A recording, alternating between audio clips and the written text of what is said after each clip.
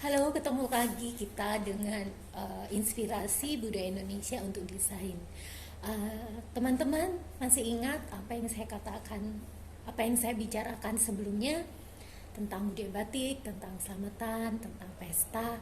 Nah, teman-teman sekarang kita mulai memikirkan dengan lebih detail bagaimana kita bisa menguraikan produk yang terinspirasi dari budaya Indonesia. Pertama, saya ingin bertanya, menurut pemikiran teman-teman semua sejujurnya, adakah manfaat dari budaya Nusantara untuk masa depan? Coba pikirkan.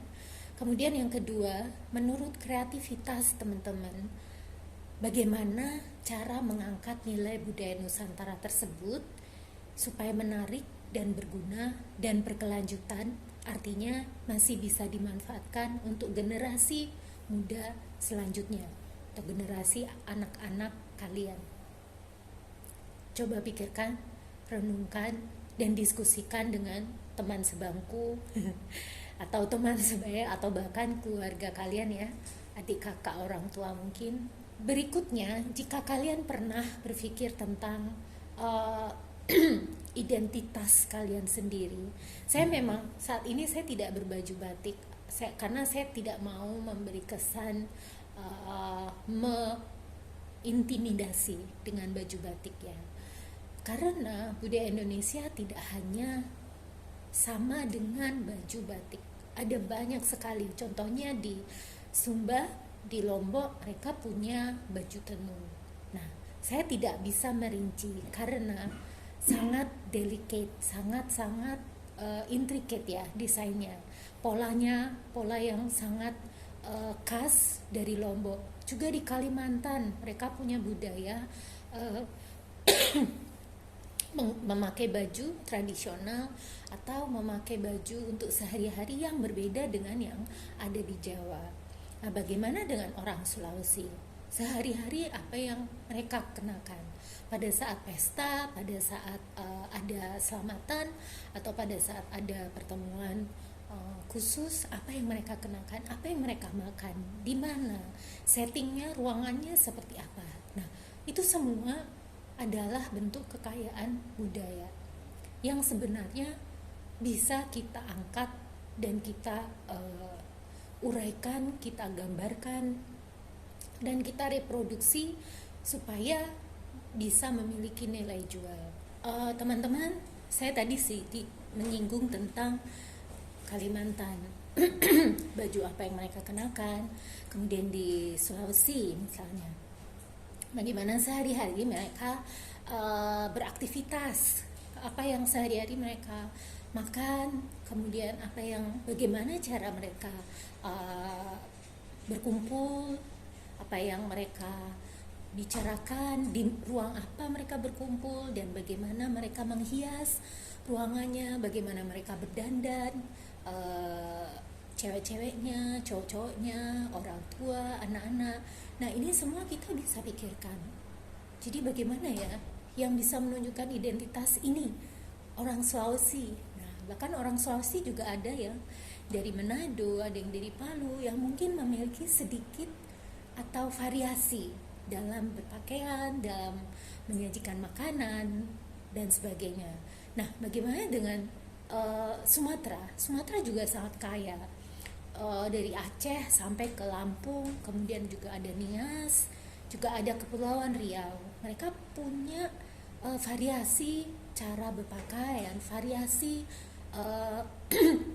cara mengatur ruangannya yang bisa saja sangat berbeda, bahkan mungkin benar-benar merupakan sesuatu yang baru, yang mungkin orang-orang di Jawa merasa ini aneh, ini nggak biasa, tapi itu bagian dari identitas budaya Indonesia dan akan sangat kaya dan akan sangat baik jika bisa dikembangkan dan bisa diwariskan ya untuk generasi berikutnya, karena generasi berikutnya akan mengenal tanpa secara langsung diberitahu bahwa oh dia ini anak mana, oh saya ini dari Sumatera, saya dari Nias, saya dari Riau, dan saya bicara bahasa Riau misalnya, saya bicara bahasa Nias, saya bangga, saya punya baju-baju yang khas Nias misalnya, dan itu jika diperkenalkan ke orang lain dengan kebanggaan, itu sudah merupakan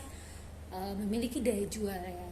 Jadi bukan hanya untuk dijual, tapi memiliki nilai sosial, nilai-nilai selain nilai individu, ada nilai sosial, ada nilai ekonomi, ada nilai psikologi yang semakin membuat kita bangga dengan diri sendiri. Jadi kita tidak perlu mencari identitas, kita tidak perlu bertanya, saya orang Indonesia, tapi saya bangga karena apa misalnya.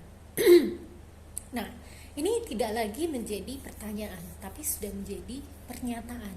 Saya bangga karena saya orang Jawa yang mengenal budaya Jawa.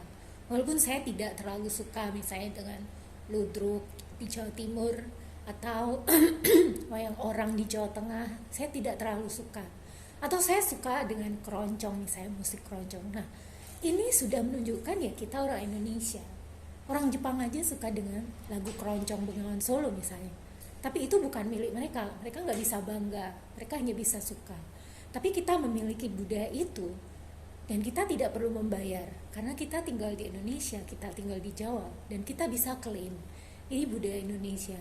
Dan itu sangat luar biasa ya teman-teman. Jadi saya ingin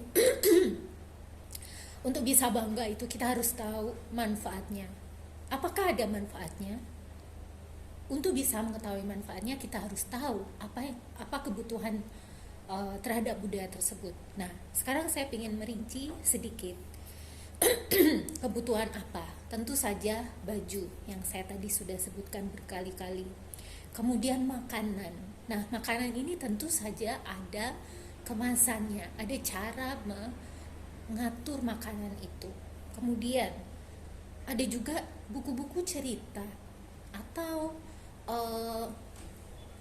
buku-buku lain yang tidak hanya tentang murni tentang budaya, tapi bahkan buku fiksi pun, jika dia bisa mengangkat budaya di dalamnya, alangkah luar biasa. Dan itu dibaca oleh orang yang belum mengenal budaya tersebut. Saya masih ingat waktu kecil saya membaca cerita tentang orang Bugis. Nah, sampai sekarang sudah sangat bertahun-tahun yang lampau, saya masih ingat sekali, dan itu terpatri di ingatan saya. Saya belum pernah melihat orang Bugis, mungkin saya tidak sengaja ya melihatnya, tapi kebudayaan orang Bugis yang naik perahu, anak-anak kecil yang bermain di tepi lautan, itu sangat-sangat luar biasa menurut saya. Nah, itu seperti real adventure, pengalaman alam ya, petualangan alam yang sebenarnya juga bagian dari kekayaan budaya Indonesia. Nah, makanya makanan, baju, kemudian ruang di mana kita berada, di mana kita tinggal, termasuk cara-cara kita bersosialisasi, cara kita bicara, itu semua bagian dari budaya yang tidak terpisahkan. Nah, sekarang tugas kita sebagai mahasiswa, tugas kalian adalah mempelajarinya, menganalisisnya, dan kemudian menyajikannya sehingga masyarakat umum yang tidak belajar khusus tentang budaya, mereka akan memiliki pengetahuan yang lebih dalam, lebih rinci, dan terbangkitkan kesadarannya. Dan bersama-sama kita dapat melestarikannya dengan cara memanfaatkannya.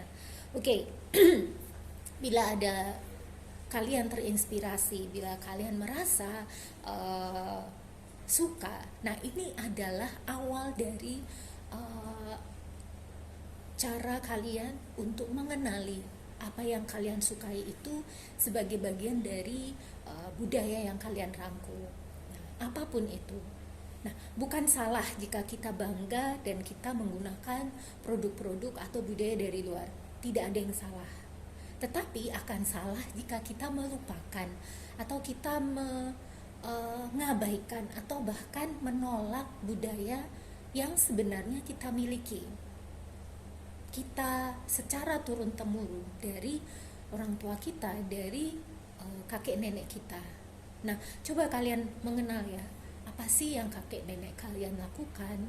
makan, bicarakan, kemudian pakai, dan bagaimana tempat tinggal mereka. Nah, sayangnya ya orang tua saya, kakek nenek saya sudah meninggal, dan rumah yang mereka tempati sudah dihancurkan. Padahal di Jawa rumah joglo itu sangat mahal harganya. Dan untuk merekonstruksi, untuk membangun kembali sebuah rumah joglo yang sebenarnya itu menjadi mahal harganya. Sehingga tidak banyak orang yang sanggup membangunnya. Nah, ini kan sayang sekali jika sampai nanti generasi berikutnya tidak bisa melihat rumah joglo misalnya, karena sudah punah. Nah, ini menjadi tanggung jawab kita bagaimana kita mengenalkannya kembali, melestarikannya. Tidak harus kalian tinggal di rumah joglo yang seperti rumah tradisional yang sebenarnya, tetapi bagaimana kita memanfaatkan rumah joglo itu. Misalnya sekarang sudah banyak menjadikan seperti interior restoran, kemudian menjadi museum. Itu bagian dari melestarikan tadi. Nah, kemudian ada juga orang-orang yang sadar, mereka tidak membongkar atau menjual, mempreteli ya, melepas satu-satu bagian dari rumah joglonya untuk dijual. Itu saja, kesadaran itu yang kita ingin bagikan ke teman-teman mahasiswa semua, dan teman-teman kalian juga harus membicarakan ini, membagikan ini ke keluarga kalian, ke teman-teman kalian. Jadi kita sama-sama membangun kebanggaan ini dan memanfaatkannya, tidak sekedar hanya mengetahuinya. Oke, terima kasih teman-teman, sampai jumpa lagi.